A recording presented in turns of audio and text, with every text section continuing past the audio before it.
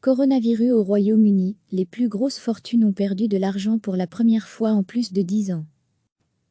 Les plus grosses fortunes du Royaume-Uni ont, pour la première fois en plus de 10 ans, perdu de l'argent en 2020 en raison de la pandémie de coronavirus, annonce dimanche le Sunday Times. Le rapport annuel sur les 1000 plus grandes fortunes du pays, publié chaque année par le journal depuis 1989, montre que ces riches particuliers ou familles ont vu leur patrimoine fondre de 54 milliards de livres, 60 milliards d'euros, en seulement 2 mois. C'est la première fois depuis 2009 que la richesse cumulée de ces 1000 résidents fortunés du Royaume-Uni diminue. Plus de la moitié d'entre eux se sont appauvris. Degré à lire aussi toutes nos infos sur le coronavirus, avec une fortune estimée à 16,2 milliards de livres, l'inventeur et industriel James Dyson fait un bond de la 5e à la première place du classement. Le roi de l'électroménager profite à la fois des bonnes performances de ses entreprises et des déboires des autres milliardaires. Les frères Sri et Gopi Hinduja, en tête du classement en 2019, passent en 2e position. Les propriétaires du conglomérat indien du même nom ont vu leur fortune fondre de 6 milliards de livres, la plus grosse chute du tableau. Leur patrimoine est estimé à 16 milliards de livres, ex aequo avec celui d'une autre fratrie d'hommes d'affaires, David et Simon Reban. Parmi les autres milliardaires célèbres, le magnat de l'acier Lakshmi Mittal a perdu 4 milliards de livres et se classe 19e. En 2020, le Royaume-Uni compte 147 milliardaires, soit 4 de moins que l'an dernier. Londres reste la capitale mondiale des milliardaires. 89 d'entre eux y sont basés. La première analyse détaillée des finances des super riches depuis le début, l'épidémie de Covid-19 avive les craintes d'une longue et profonde récession, a commenté le Sunday Times. Le journal souligne qu'au moins 63 membres de la liste, dont 20 milliardaires, ont sollicité pour leurs employés l'aide du fonds public mis en place pour la durée de la crise et qui assure aux travailleurs 80% de leur salaire à hauteur de 2500 livres par mois. Carrie Roberts, directeur de l'Institut for Public Policy Research, s'en est indignée. Pourquoi ne pourraient-ils pas y aller de leur propre poche au lieu de demander aux familles ordinaires de le faire à leur place, a-t-il dit au Sunday Times.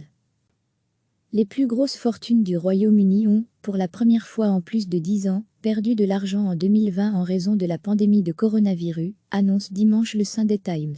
Le rapport annuel sur les 1000 plus grandes fortunes du pays, publié chaque année par le journal depuis 1989, montre que ces riches particuliers ou familles ont vu leur patrimoine fondre de 54 milliards de livres, 60 milliards d'euros, en seulement 2 mois. C'est la première fois depuis 2009 que la richesse cumulée de ces 1000 résidents fortunés du Royaume-Uni diminue. Plus de la moitié d'entre eux se sont appauvris. Degré à lire aussi toutes nos infos sur le coronavirus, avec une fortune estimée à 16,2 milliards de livres, l'inventeur et industriel James Dyson fait un bond de la 5e à la première place du classement. Le roi de l'électroménager profite à la fois des bonnes performances de ses entreprises et des déboires des autres milliardaires. Les frères Sri et Gopi Hinduja, en tête du classement en 2019, passent en 2e position. Les propriétaires du conglomérat indien du même nom ont vu leur fortune fondre de 6 milliards de livres, la plus grosse chute du tableau. Leur patrimoine est estimé à 16 milliards de livres, ex aequo avec celui d'une autre fratrie d'hommes d'affaires, David et Simon Reban. Parmi les autres milliardaires célèbres, le magnat de l'acier Lakshmi Mittal a perdu 4 milliards de livres et se classe 19e. En 2020, le Royaume-Uni compte 147 milliardaires, soit 4 de moins que l'an dernier. Londres reste la capitale mondiale des milliardaires. 89 d'entre eux y sont basés. La première analyse détaillée des finances des super riches depuis le début, l'épidémie de Covid-19 avive les craintes d'une longue et profonde récession, a commenté le Sunday Times. Le journal souligne qu'au moins 63 membres de la liste, dont 20 milliardaires, ont sollicité pour leurs employés l'aide du fonds public mis en place pour la durée de la crise et qui assure aux travailleurs 80% de leur salaire à hauteur de 2500 livres par mois. Carrie Roberts, directeur de l'Institut for Public Policy Research, s'en est indignée.